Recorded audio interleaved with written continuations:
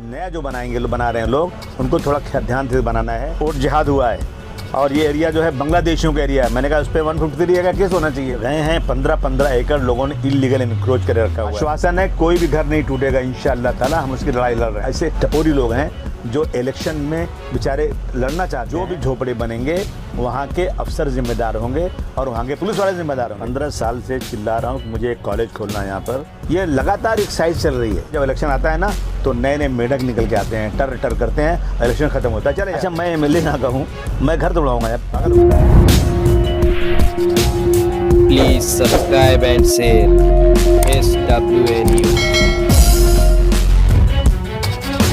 है कि मैं 15 साल से एमएलए हूँ।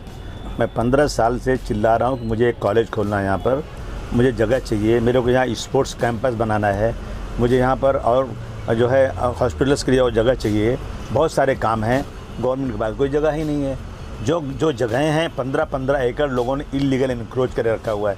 उन जगहों के लिए मैं पिछले 5 सालों से लगातार चिल्ला रहा हूँ।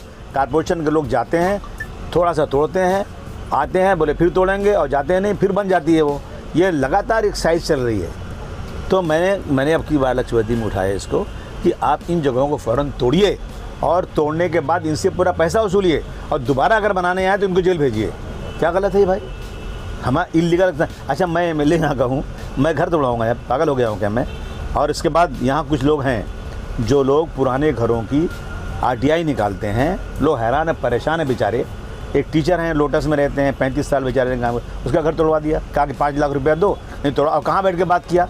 बात करते हैं जाके कारपोरेशन में। आदमी डर जाता है, पैसे नहीं उनका 5 लाख कहाँ से देंगे? वो घर उनका टूट गया। मैंने कहा कि जो घर बन चुके हैं उन घरों को हाथ बिल्कुल लगा नहीं सकते। अगरचे आपको लगता है कि बहुत आपको ज़्यादा प्रेशर आ रहा है, आप बहुत बड़े अच्छे ऑफिसर हैं, तो पहले उन ऑफिसरों को बुलाइए जिन्होंने ज़माने में वो बना है। और यही कहा था मनोहर जोशी ने कि 1 जनवरी 1955 के बाद जो भी झोपड़े बनेंगे वहाँ के अफसर जिम्मेदार होंगे और वहाँ के पुलिस वाले जिम्मेदार होंगे। तो अगर जो बना उसके बाद में तो जिम्मेदार कौन है? उसका है, पुलिस वाले जिम्मेदार हैं।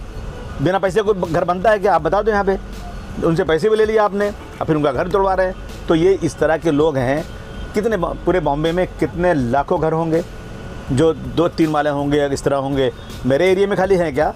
और ये एरिया दिखता है इनको फ़िरका परस्तों को। हमारे इलाके में कोई घर नहीं टूटेगा, कुछ नहीं। जब मैंने उसने बहुत चिल्लाया तो उसके पहले अभी इलेक्शन हुआ उसका पार्लियामेंट के इलेक्शन में जब वोट नहीं मिला तो ये लोग मेरे एरिए को कहने लगे कि ये जो है ये एरिया में जो वोट पड़ा है ना वो जिहाद वोट है, वोट जिहाद हुआ है और ये एरिया जो है बांग्लादेशियों का एरिया है। मैंने कहा उस पर 153 का केस होना चाहिए। मैं इस एरिया में रहता हूँ, मुझे पूरा हक मिला वोट देने का, यहाँ के लोगों को हक मिला है।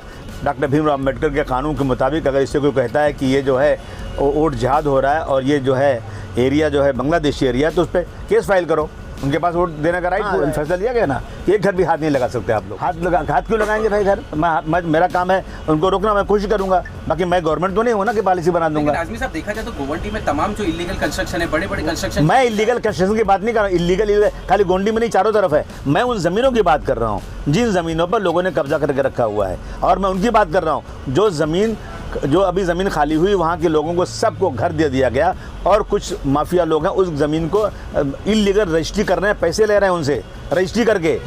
वो भोले भाले लोग जगह उनको मिलने वाली है क्या? कल तो फंस जाएंगे वो लोग। तो उसको रोकना नहीं चाहिए क्या? उसको हम रोक रहे हैं, कुछ नहीं करते। BMC ने सुनिए पूरे मुंबई में फुटपाथ की तोड़ाई हुई है, वो भी मैंने रोक दिया। बिल्कुल नहीं, यहाँ नहीं हुई है, यहाँ भी चीता कैम्प में हुई है, मलाड में हुई है, कई जगहों पर हुई है कि जो इंक्रोचमेंट गटर के ऊपर है, सीवरेज के ऊपर है, लोगों ने सड़क को घेर लिया है। लेकिन हमने उसको भी रोक दिया कि उसको भी आप बिल्कुल नहीं कुछ कर सकते। लेकिन मैं जनता से कहूँगा जिन्होंने इंक्रोच किया है, फुटपाथ इंक्रोच किया है या सीवरेज लाइन इंक्रोच किया है, वो लोग खुद से समझदारी से अपने वो रास्ता छोड़ दें तो अच्छा है। लेकिन म्यूनसिपलिटी तोड़ने अब नहीं जाएगी। एक दिन आई थी, इसलिए आई थी कि मैंने इनकी सबकी बहुत शिकायत किया था और उसका ये मसला उठा था और बीजेपी के लोग जो है ना इस मसले को बार बार उठा रहे हैं। तो आजमी साहब क्या आप सरकार से मांग करेंगे जो गोवंटी नहीं सुना? अभी हमने 70 का कानून था, अभी मैंने मांग किया ना। मैंने ये मांग किया है कि स्लम की डेफिनेशन क्या है। स्लम वो है जहाँ लोग बेचारे बाहर से आते हैं और थोड़ी जगह नहीं मिलती तो वहाँ रह जाते हैं। हर 23 साल में मुंबई की आबादी डबल हो जाती है, समझा आपने?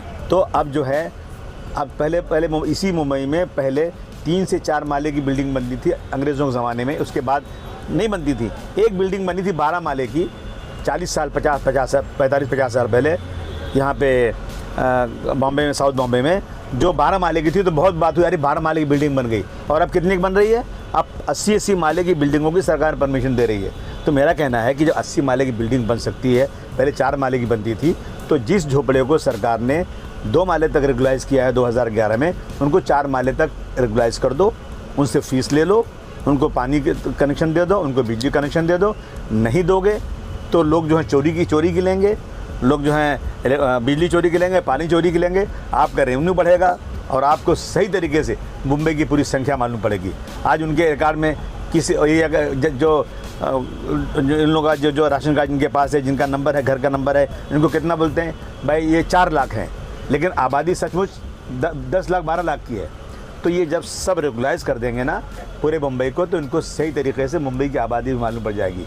हमारा ये कहना है कि तुरंत जितने घर 2 माले से ऊपर के हैं उनको रेगुलाइज़ कर दो। और मैं घर वालों से मैं बार बार निवेदन 1 साल से कर रहा हूँ, हमारे नगर सेवक के साथ मिलकर कर रहा हूँ, कोई भी घर बनाओ ना तो पहले नीचे उसकी जो है स्ट्रेंथ देख लो, पहले उसकी फाउंडेशन उसकी मजबूत करो, इंजीनियर से बनवा लो। ऐसा बनाओगे घर गिरेगा, किसी के बगल खड़ा जाएगा, ये नहीं होना। नहीं तो ये तो इस पर तो सरकार गवर्नमेंट को कारपोरेट देखना चाहिए ना, या जो लोग घर बनवा रहे हैं उनको थोड़ा सा ध्यान देना चाहिए कि आप जो है इस तरह बनाएंगे, आपका एक घर गिरेगा तो 10 जगह और म्यूनसिपलिटी आएगी वहाँ और दूसरे घर तोड़ेगी। तो जो लोग घर बनाते हैं ज़रा देखभाल के लाइसेंस चेक करें, जिनको दे रहे हैं उनसे बात करें और उसका नक्शा बनवाएं। कम से कम भले स्लम ही बना रहे हैं, 2 ही माला का बना रहे हैं, उनको एक बार नक्शा बनाए उसका, और इंजीनियर से पूछ के कितनी सीमेंट डालने हैं, कितनी रेती डालना है, कितने लोहे डालना है, उस तरह बनाएंगे तो शायद ये शिकायत नहीं होगी। भय के लोग कोई किसी को भय नहीं है, कुछ टूटा नहीं है, कुछ नहीं टूटा है। नया जो बना रहे हैं लोग, उनको थोड़ा ध्यान से बनाना है, इल्लीगल मत जाएँ, जितना परमिशन है उतना जाएँ, ये मेरा उनसे है। क्योंकि इस इलाके पर लोगों की नज़रें लगी हुई हैं, आप देख रहे हैं क्या हो रहा है। और भय कुछ ऐसे टपोरी लोग हैं जो इलेक्शन में बेचारे लड़ना चाहते हैं, अबू आसिम की इमेज ख़राब हो जाए।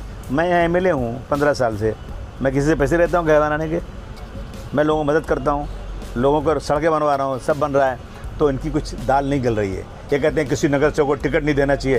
क्या कि हमारे नगर सेवकों ने भाई, अगर ये नगर सेवक की ख़ानदान के कोई आदमी न लड़ने पाए, मैं स्टेटमेंट सुन रहा था, शर्म आना चाहिए उन लोग इस बात की। हमारे नगर सेवक दिन रात काम कर रहे हैं, हम लोग काम कर रहे हैं, तो क्या जब इलेक्शन आता है ना तो नए नए मेढक निकल के आते हैं, टर करते हैं, इलेक्शन ख़त्म होता है चले जाते हैं। आश्वासन है कोई भी घर नहीं टूटेगा इंशाअल्लाह ताला, हम उसकी लड़ाई लड़ रहे हैं, लेकिन आप लोग फिर ज़रा ध्यान से घर बनाइए।